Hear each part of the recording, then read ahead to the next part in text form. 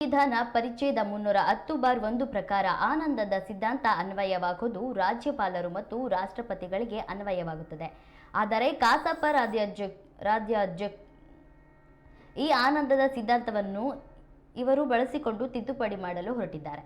ಇದನ್ನು ಕೈಬಿಡಬೇಕೆಂದು ಸಾಹಿತಿಗಳ ಪರವಾಗಿ ಹಿರಿಯ ಪತ್ರಕರ್ತರಾದ ಹೊನ್ನಾಳಿ ಚಂದ್ರಶೇಖರ್ ಒತ್ತಾಯಿಸಿದ್ದಾರೆ. ಕನ್ನಡ ಸಾಹಿತ್ಯ ಪರಿಷತ್ ಅಧ್ಯಕ್ಷರಿಗೆ ಸಂಪೂರ್ಣ ಅಧಿಕಾರ ಇರಬೇಕು ಎಂದು ತಿದ್ದುಪಡಿ ಮಾಡಲು ಹೊರಟಿದ್ದಾರೆ. ಇದನ್ನು ಕೈಬಿಡಬೇಕೆಂದು ಈ ದಿನ ಒತ್ತಾಯಿಸಿದರು. ಶಿವಮೊಗ್ಗದ ಪ್ರೆಸ್ ಟ್ರಸ್ಟ್ನಲ್ಲಿ ನಡೆದ ಪತ್ರಿಕಾಗೋಷ್ಠಿಯಲ್ಲಿ ಮಾತನಾಡಿದ ಅವರು, ಜೂನ್ 22ರಂದು ಹೊಸ ಬೈಲಾ ನಿಬಂಧನೆ ಮಂಡಿಸಲಿದ್ದಾರೆ. ಅದರಲ್ಲಿ ಎಲ್ಲೆಲ್ಲಿ ಕಸಾಪ ಅಧ್ಯಕ್ಷರಾಗಿ ಸಂಪೂರ್ಣ ತಿದ್ದುಪಡಿ ಮಾಡಲು ಅಧಿಕಾರ ಎಂದಿದ್ದರೋ ಅಲ್ಲಿ ಕೇಂದ್ರ ಸರ್ಕಾರ ಕಾರ್ಯಕಾರಿ ಸಮಿತಿ ಅಧಿಕಾರಿ ಅಂತ ಬದಲಾಯಿಸಬೇಕು ಎಂದರು. ಎಲ್ಲ ಸದಸ್ಯರ ಗಮನಕ್ಕೆ ತಂದ ತೀರ್ಮಾನ ತೆಗೆದುಕೊಳ್ಳಬೇಕು. ಆದರೆ ಕಸಾಪ ರಾಜ್ಯ ಅಧ್ಯಕ್ಷರು ಅವರೇ ನಿರ್ಧಾರ ತೆಗೆದುಕೊಳ್ತಿದ್ದಾರೆ. ಹೋಬಳಿ ಘಟಕ, ಜಿಲ್ಲಾ ಘಟಕ, ಗಡಿನಾಡು ಘಟಕ, ಕ್ಷೇತ್ರ ಘಟಕ ಯಾವುದೇ ಘಟಕ ಆಗಿರಲಿ ಆಯಾ ಘಟಕಗಳೇ ನಿರ್ಧಾರ ತೆಗೆದುಕೊಳ್ಳಬೇಕು. ರಾಜ್ಯ ಅಧ್ಯಕ್ಷರು ಆಡಳಿತದಲ್ಲಿ ಪ್ರವೇಶ ಮಾಡುವಂತಹದ್ದನ್ನು ಬೈಲಾ ಮೂಲಕ ತೆಗೆದುಕೊಳ್ಳಲು ಹೊರಟಿದ್ದಾರೆ. ಈ ತಿದ್ದುಪಡಿಗಳನ್ನು ಮಾಡಬಾರದು ಎಂದು ಒತ್ತಾಯಿಸಿದರು. ಕೇಂದ್ರ ಪರಿಷತ್ನಲ್ಲಿ ಆಗಿರುವ ಆರ್ಥಿಕ ಚಟುವಟಿಕೆಗಳ ಬಗ್ಗೆ ಉನ್ನತ ತನಿಖೆಯನ್ನು ರಾಜ್ಯ ಸರ್ಕಾರ ಮಾಡಬೇಕು. ಅಲ್ಲದೆ ಕಸಾಪ ರಾಜ್ಯಾಧ್ಯಕ್ಷರನ್ನು ಬದಲಿಸಿ ಆಡಳಿತಾಧಿಕಾರಿ ನೇಮಕ ಮಾಡಬೇಕೆಂದು ಒತ್ತಾಯಿಸಿದರು. ಆ ಬೈಲಾ ತಿದ್ದುಪಡಿಯನ್ನು ಮಾಡಬೇಕಾದ್ರೆ ಒಂದು ಅಂಶವನ್ನ ಅದರಲ್ಲಿ ಮುಂದಿಡ್ತಾರೆ. ಅದನ್ನ ಡಾಕ್ಟ್ರಿನ್ ಆಫ್ ಪ್ಲೆಜರ್ ಅಂತ ಹೇಳ್ತಾರೆ. ಅಂದ್ರೆ ಆನಂದದ ಸಿದ್ಧಾಂತ ಅಂತ ಹೇಳಿ. ಅಂದ್ರೆ ಯಾರಿಗಾದ್ರೂ ಒಂದು ಅಧಿಕಾರದಲ್ಲಿದ್ದಾರೆ ಅವರು ಅಂತಂದ್ರೆ ಅವರು ತಮ್ಮ ಅಧಿಕಾರವನ್ನ ಯಾವುದೇ ಅಡೆತಡೆ ಇಲ್ಲದೆ ಚಲಾಯಿಸಬೇಕು ಅಂತೇಳಿ ಸಂವಿಧಾನ ಒಂದು ಅವಕಾಶನ ಮಾಡಿಕೊಟ್ಟಿದೆ. ಡಾಕ್ಟ್ರಿನ್ ಆಫ್ ಪ್ಲೆಜರ್ ಅಂತ ಹೇಳ್ತಾರೆ ಅದನ್ನ, ಆನಂದದ ಸಿದ್ಧಾಂತ. ಈ ಆನಂದದ ಸಿದ್ಧಾಂತದ ಅನ್ವಯ ಕನ್ನಡ ಸಾಹಿತ್ಯ ಪರಿಷತ್ತಿನ ರಾಜ್ಯಾಧ್ಯಕ್ಷರಿಗೆ ಸಂಪೂರ್ಣ ಅಧಿಕಾರ ಇರಬೇಕು ಅಂತೇಳಿ ಬೈಲಾ ತಿದ್ದುಪಡಿಯನ್ನ ಮಾಡಿದ್ದಾರೆ. ಆದ್ರೆ ಭಾರತದ ಸಂವಿಧಾನದ ಪರಿಚ್ಛೇದ 310(1) ಪ್ರಕಾರ ಈ ಆನಂದದ ಸಿದ್ಧಾಂತ ಅನ್ವಯವಾಗುವುದು ಭಾರತದ ರಾಷ್ಟ್ರಪತಿಗಳಿಗೆ ಮತ್ತು ರಾಜ್ಯಪಾಲರುಗಳಿಗೆ ಮಾತ್ರ. ಯಾವುದೇ ಅಡೆತಡೆ ಇಲ್ಲದೆ ಅವರು ಅಧಿಕಾರವನ್ನು ಅನುಭವಿಸುವಂತ ಅವಕಾಶ ಇರೋದು ಭಾರತದಲ್ಲಿ ರಾಜ್ಯಪಾಲರಿಗೆ ಮತ್ತು ರಾಷ್ಟ್ರಪತಿಗಳಿಗೆ ಮಾತ್ರ. ಆ ಸಿದ್ಧಾಂತವನ್ನ ಇವರು ಅನ್ವಯ ಮಾಡಿಕೊಂಡು ಕನ್ನಡ ಸಾಹಿತ್ಯ ಪರಿಷತ್ತಿನ ಅಧ್ಯಕ್ಷನಾಗಿ ಸಂಪೂರ್ಣ ಅಧಿಕಾರವನ್ನ ಚಲಾಯಿಸಲು ನನಗೆ ಅವಕಾಶವನ್ನು ಬೇಕು ಅಂತ ತಿದ್ದುಪಡಿ ಮಾಡ್ತಾ ಇದ್ದಾರೆ. ಇದು ತಪ್ಪು. ಹಾಗಾಗಿ ಡಾಕ್ಟ್ರಿನ್ ಆಫ್ ಪ್ಲೆಜರ್ ಅನ್ವಯ ಯಾವ್ಯಾವ ತಿದ್ದುಪಡಿಯನ್ನ ಮಾಡ್ಲಿಕ್ಕೆ ಹೊರಟಿದ್ದಾರೆ ಇದನ್ನು ಕೈ ಬಿಡಬೇಕು ಅನ್ನೋದು ನಮ್ಮ ಒತ್ತಾಯ. ಆಮೇಲೆ ಇನ್ನೊಂದು ಅಂಶ, ಕರ್ನಾಟಕ ಸೊಸೈಟೀಸ್ ಆಕ್ಟ್ 1960ರ ಮೂಲ ಆಶಯದಂತೆ ಬಹಳಷ್ಟು ತೀರ್ಮಾನಗಳನ್ನ ಬಹುಮತದಿಂದ ತೆಗೆದುಕೊಳ್ಬೇಕು ಅಂತ ಇದೆ. ಬಹುಮತ ಅಥವಾ ವಿರೋಧವಾಗಿ ಎಲ್ಲಾ ಸದಸ್ಯರ ಗಮನಕ್ಕೆ ತಂದು.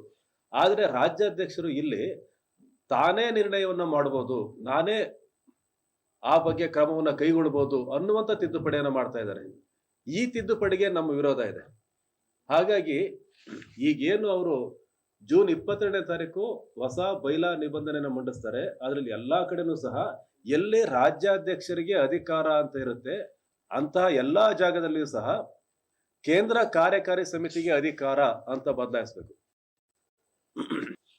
ಮತ್ತೊಂದು ಪ್ರಮುಖವಾದಂತ ಅಂಶ, ಹೋಬಳಿ ಘಟಕ ಆಗಿರ್ಬೋದು, ಘಟಕ ಆಗಿರ್ಬೋದು, ಜಿಲ್ಲಾ ಘಟಕ ಆಗಿರ್ಬೋದು, ಕ್ಷೇತ್ರ ಘಟಕ ಆಗಿರ್ಬೋದು, ಯಾವುದೇ ಘಟಕಗಳಲ್ಲಿಯೂ ಸಹ ರಾಜ್ಯಾಧ್ಯಕ್ಷರು ಆ ಆಡಳಿತದಲ್ಲಿ ಪ್ರವೇಶ ಮಾಡುವಂತ ಅಧಿಕಾರವನ್ನ ತಮ್ಮ ಬೈಲಾದ ಮೂಲಕ ಪಡೆದುಕೊಳ್ತಾ ಇದ್ದಾರೆ.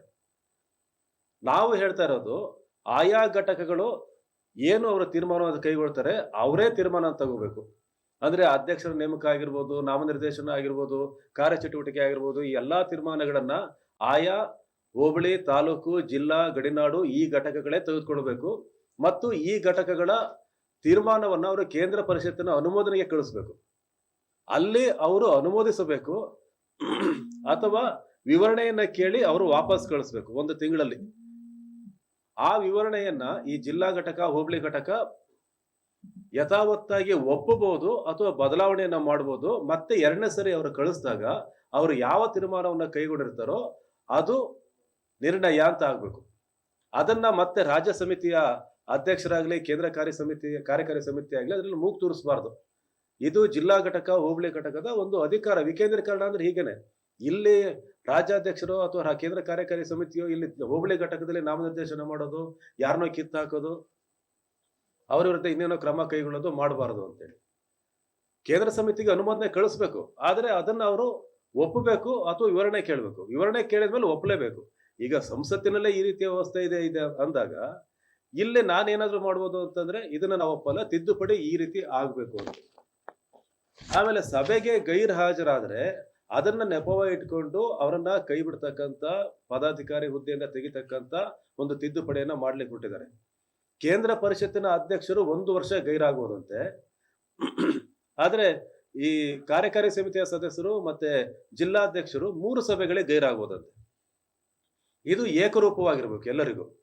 ಮತ್ತು ಅವರು 3 ಸಭೆಗಳಿಗೆ ಗೈರಾದ್ಮೇಲೆ ಅವರನ್ನ ತೆಗಿತಾರೆ ಅಂತ ಅಂದ್ರೆ ಮೊಟ್ಟ ಮೊದಲನೇದಾಗಿ ಅದು ಸ್ವಯಂ ಚಾಲಿತವಾಗಿ ಬರುತ್ತೆ ಅಂತ ಅವ್ರು ಹೇಳೋದು. 3 ಸಭೆಗೆ ಬರಲಿಲ್ಲ ಅಂತಂದ್ರೆ ಮತ್ತವ್ರು ಬರೋದೇ ಬೇಡ, ಹೋಯ್ತು ಅವ್ರದೆಲ್ಲ ಅಂತ. ಆದ್ರೆ ಹಾಗಾಗಬಾರ್ದು, ಅವರಿಂದ ವಿವರಣೆಯನ್ನ ಕೇಳಬೇಕು. ಆ ವಿವರಣೆಯನ್ನ ಎಲ್ಲಿ ಪದಾಧಿಕಾರಿ ಆಗಿರ್ತಾರೋ ಆ ಘಟಕಗಳು ವಿವರಣೆಯನ್ನ ಪಡಿಬೇಕು. ವಿವರಣೆಯನ್ನ ಪಡೆದು ಸೂಕ್ತ ಅನ್ಸಿದ್ರೆ ಮುಂದಿನ ಕ್ರಮವನ್ನು ತೆಗೆದುಕೊಳ್ಬೇಕು. ಏಕಾಏಕಿ 3 ಸಭೆಗೆ ಬರಲಿಲ್ಲ ಅಂತ ತಕ್ಷಣ ಅದು ಸದಸ್ಯತ್ವನೇ ಹೋಗುತ್ತೆ ಅಥವಾ ಏನ್ ಹುದ್ದೆ ಇದೆ ಅದೇ ಹೋಗುತ್ತೆ ಅನ್ನೋದಿದೆಯಲ್ಲ, ಇದು ತಪ್ಪು ತಿದ್ದುಪಡಿ. ಇದು ಆಗಬಾರ್ದು ಅಂತ ಇವತ್ತು ಉಡುಪಿನಲ್ಲಿ ರಾಜ್ಯಾಧ್ಯಕ್ಷರು ಮಾತಾಡ್ತಾ ಹೇಳಿದ್ದಾರೆ, ಸಂವಿಧಾನ ತಿದ್ದುಪಡಿ 108 ಸರಿ ಆಗಿದೆ, ನಾನ್ ಯಾಕೆ ಮಾಡಬಾರ್ದು ಅಂತ.